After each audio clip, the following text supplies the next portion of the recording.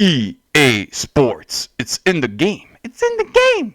Hey guys, it's Mike Penn Gangster here, and you guys are like, hey, what's that intro? You might go, you're fucking around for, guys. Today, I wanted to make a quick video, not too long, but at the same time, we're gonna be talking. Well, I'm gonna show you guys a little something. If you guys stick around for the video is gonna be talking about matchmaking because a lot of people are complaining about matchmaking and what's up with the matchmaking. A lot of people believe like doesn't exist. Some people believe it exists. Some people don't believe it exists. Some people just don't know what the hell is happening because they believe that they're just very, very unlucky with like the region they're playing and stuff like that. So we're gonna get into that. But before we get into that, if you notice my coins, I got almost 350,000 and I had 1.4 million. So like, Mike, what happened to with the other million coins? Well, I invested. I finally invested, and I know there's people that like to see investments and stuff like that. So I'm gonna show you guys my transfer pile throughout the video. So if you stick around, watch the video, you gotta get to see what I bought for the coins I bought, the exact price for each card that I bought. So you guys, if you want, could go do the same thing, right? I'm going to show you exactly what I did with my million coins. But before we do get into that, let's talk a little bit about matchmaking. Does it exist? Is it completely bullshit? Is EA fucking with us? Why doesn't EA show us who we play against, right? We've been asking, well, I've been asking for years, many, many years. I've been asking, hey, I want to see who I played against. I want to see if I played against someone that was better than me. I wanted to see, did he finish with 8 wins? Did he finish with 9 wins? Did he finish with 13 wins? Was he a 15-0 player? I want to know this stuff. Why doesn't EA want to show us this? Well, whenever somebody doesn't want to show you a particular thing, well, that means there's something that they're hiding from the community. One is this game has always been broken. So if you're going to take EA Sports, their word that they have a matchmaking that is good, well then you're naive, okay? Their matchmaking is not great, okay? There's a ELO system that people talk about, where if you basically are 2-0, you're a +2 ELO, right?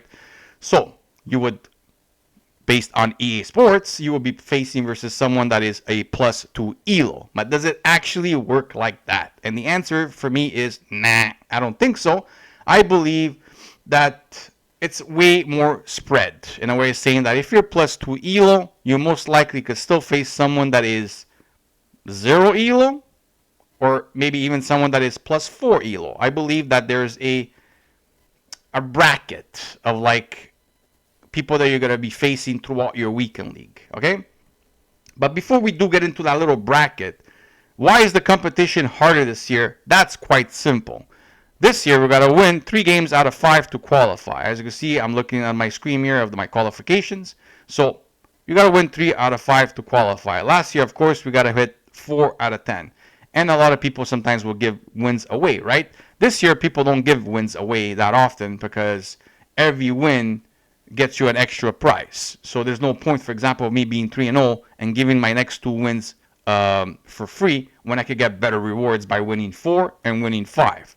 So it wouldn't make sense for me to be giving extra wins away, right? Where last year, a lot of people, they would just play the 4 games. They didn't really care too much, and they would just give away the other wins just to basically qualify and get to the weekend league, right? Where this year, getting 3 wins doesn't really get you great rewards. But for example, if you get 4 wins, it gets you decent rewards. And of course, if you could go 5-0, it gets you really nice rewards, right? So again, the competition is harder. The people that actually qualify are better because automatically you enter qualifiers and you go 3-2, for example, to qualify. You play your first 5 matches in weekend league, which the ELO hasn't yet come to effect, because if you look at the previous FIFAs, it took 5 games before you would be ranked in a particular ELO and you start matchmaking. Your matchmaking would start. The first 5 games would be extremely random. Sometimes you would get lucky, face versus people that are weaker than you, and sometimes you get unlucky and you face versus people that are stronger than you. The problem this year is that there is no weaker players than you, because the most people that qualify this year are actually pretty good. So every single game, at worst, you're going to be facing someone that's actually pretty decent.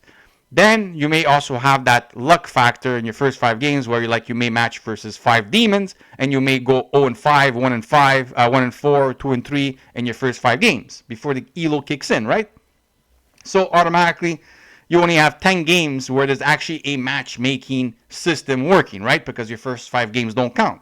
But then comes the argument of like, how does the ELO system actually work? Is it because if you're 4-1, you're +3 ELO, you're gonna face someone that exactly is the same as you, that is +3 ELO? No, you may face someone that actually is maybe +1. You may face someone that is +6. This has happened in previous FIFAs where I've encountered people where I played, for example, and I was in weekend league like 10-4, which I would be +6, and I faced someone that was 10-0.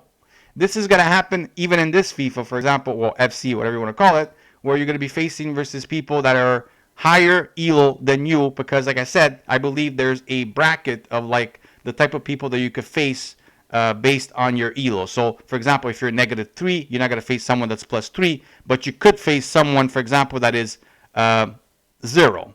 So you could still lose a game again because he's better than you, or someone that is -1 ELO and you're -3, and you're going to end up losing again. So there's a system there, but it's spread. It's more wider. It's not exactly what your ELO is and what you're going to be facing. So when it comes to weekend league, there's also a lot of people talking about, oh, I'm not lucky. I don't play where Zoidback plays in Miami, and the ELO system there, for example, the region is easier to play versus opponents.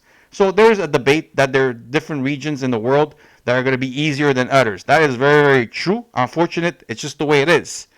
I mean, you got to stop being jealous just because somebody lives in a particular area and gets better matchmaking than you. I get it. People are frustrated because a lot of the matchmaking this year with lesser games most likely is based more on luck than ever. Who you're gonna match, and that's gonna determine most likely what type of finish you're gonna get. So that is the matchmaking system. For people that are still thinking about it or doubting it or have some other opinion of it, leave a comment. Let me know. For now, that's my personal thoughts on it.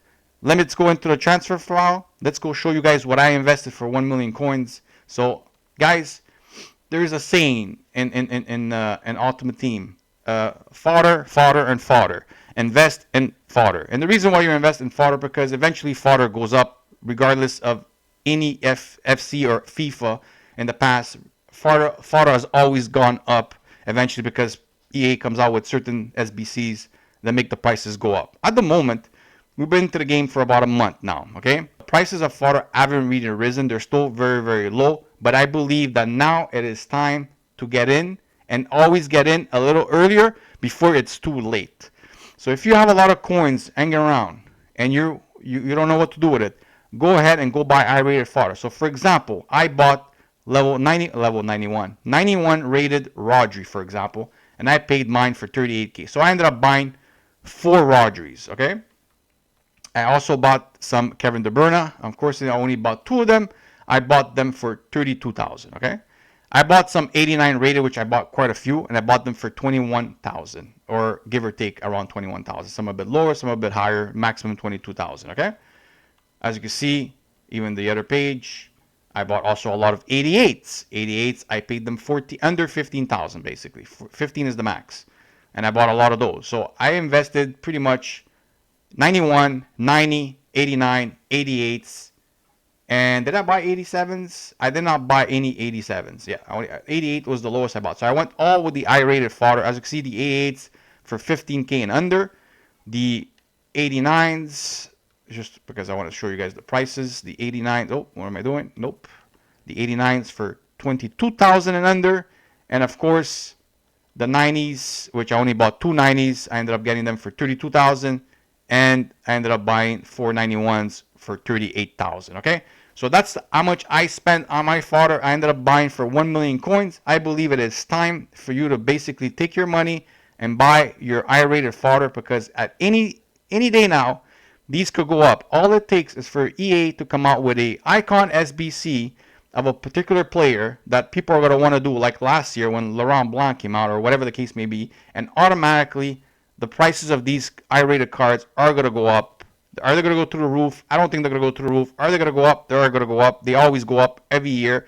So if you're just have money hanging around there and don't know what to do with it, go ahead and start buying fodder like the quickly as possible you can for the prices that I bought them. If you could get them for lower, like by sniping them, even better.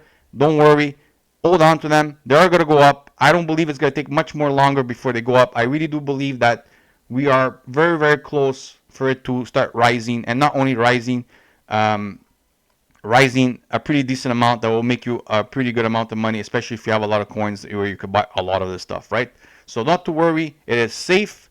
It is guaranteed for you to make profit. Unfortunate, we don't know exactly what day it's going to happen, but it will happen pretty pretty soon, I would say. You know, it could happen this week. It could happen next week. I don't think it's going to go further next week. I think either this week or next week we are going to get something special, and the fodder prices are going to go up. That's my prediction. Let me know if in the comments if you guys did, and then I'll do it. Let me know what you guys are doing. You know, talk to me, guys. I'll reply to you guys. Anyways, hopefully you guys enjoyed the video. I'll see you guys in the next one. Have a good day. Bye bye.